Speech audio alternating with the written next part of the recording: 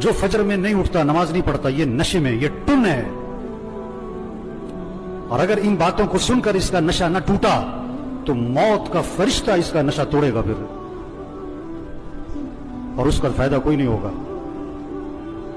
नमाज नमाज नमाज 5 वक्त, कोई गुंजाइश नहीं नमाज छोड़ने की।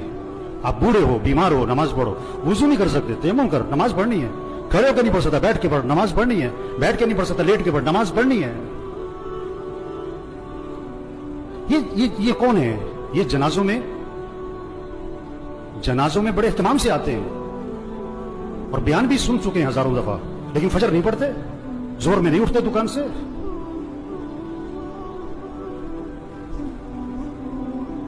हुजूर अकरम सल्लल्लाहु अलैहि वसल्लम फरमा रहे हैं, नमाज मेरी आंखों की ठंडक है।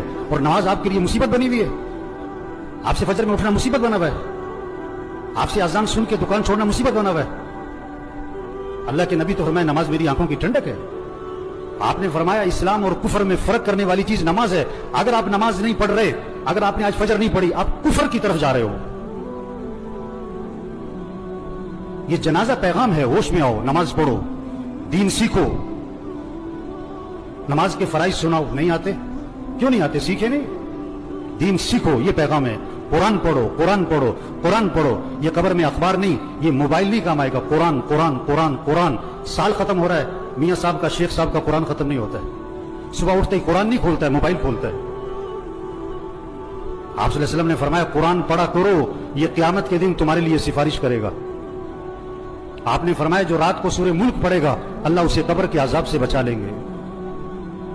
कुरान पढ़ो भाई, अल्लाह का जिक्र करो। हाथ में तस्बीह नजर आनी चाहिए। मोबाइल भी रखो, तस्बीह भी तो रखो। सबकी जेबें चेक करो, 2-2 मोबाइल निकलेंगे, तस्बीह एक भी नहीं निकलेगी। किसी को मोबाइल तोहफे में दो, बड़ा खुश होता है, किसी को तस्बीह तोहफे में दो।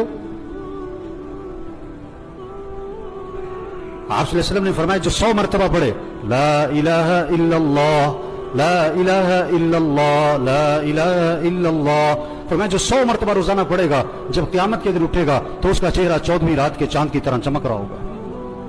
आप सल्लल्लाहु अलैहि वसल्लम ने फरमाया जन्नत की चाबी ला इलाहा इल्लल्लाह। आपने फरमाया जन्नत की कीमत ला इलाहा इल्लल्लाह। आपने फरमाया ईमान को ताजा करते रहा करो। हुजूर सल्लल्लाहु अलैहि वसल्लम फरमा रहे हैं ईमान को ताजा करते रहा करो। जैसे जिस्म को ताजा करते हो, कपड़े बदलते हो, घर की सफाई करते हो, अपने ईमान को भी ताजा करो। सहाबा ने अर्ज किया हुजूर ईमान को कैसे ताजा करें? आपने फरमाया ला इलाहा इल्लल्लाह। इसको 10 दफा, 50 दफा, 100 दफा नहीं, फरमाया कसरत से पढ़ा करो। ला इलाहा इल्लल्लाह, ला इलाहा इल्लल्लाह, ला इलाहा इल्लल्लाह। जितना कसरत से पढ़ोगे तुम्हारा ईमान ताजा होता रहेगा। तस्बीह करें मेरे भाइयों, जिक्र से दिल नरम पड़ता है, फिर दीन का शौक, फिर मस्जिद का शौक, फिर नमाज का शौक, फिर गुनाहों से नफरत आती है। अगर आपका नमाज पढ़ने को जी नहीं चाहता ना, आपका दिल सख्त हो गया है। आपका मस्जिद आने को जी नहीं चाहता ना, आपका दिल तबाह हो गया, बर्बाद हो गया है। दिल की सफाई करो कुरान से, दिल की